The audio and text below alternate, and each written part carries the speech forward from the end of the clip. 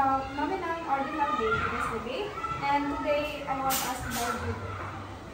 So today you will gather about your favorite teachers and favorite subjects, and analyze it using descriptive and inferential data, and you will present it visually. By the end of the activity, you will also determine the levels of measurement and identify dependent and dependent variables. Are you ready? Yes, Mom. Let's start with the same activity. As I said earlier, you'll ask your favorite subjects and teachers, and you will tally the results and create a visual representation. Then we'll discuss your favorite teachers and rank them. What's your favorite subject, guys? For me, I'm really struggling with math, so my favorite subject is Filipino.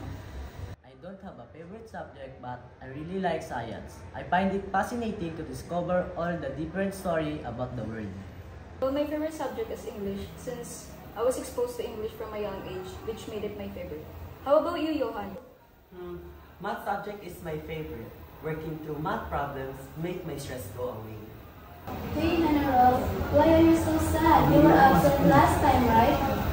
Yeah, I was absent last time, so I don't even know what month it is. I'm so bad. Don't worry, you catch up on what Mom taught once we finish this activity. By the way, guys, who is your favorite teacher?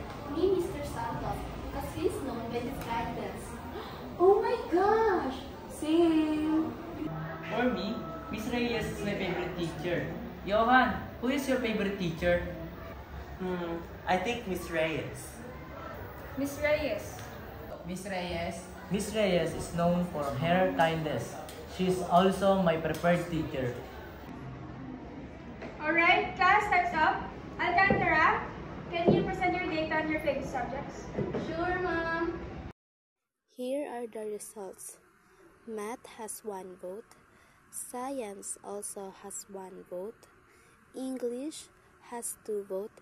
And for the Filipino, it has 3 votes. Okay, great. Now let's use data presenter. How can we visually represent this?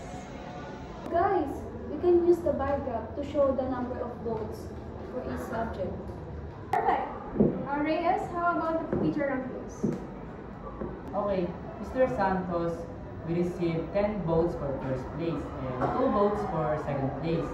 Mr. Reyes, we got 3 votes for first place and 5 votes for second place. How would you present this data visually? A pie chart would work to show the proportion of votes for each ranking. Excellent work. So how does the bar graph tell us about your favorite subjects? That Filipino is the most liked subject, followed by English. And the pie chart? Highlights that Mr. Santos is the most preferred teacher, but Miss Santos is the most second. Now, for analysis, what type of data is this for favorite subjects? It's nominal because there is no ranking. Correct. And the teacher rankings? Ordinal, because it's ranked by preference. Well done. That's all for today. Goodbye, class. Goodbye, Ma'am Reyes.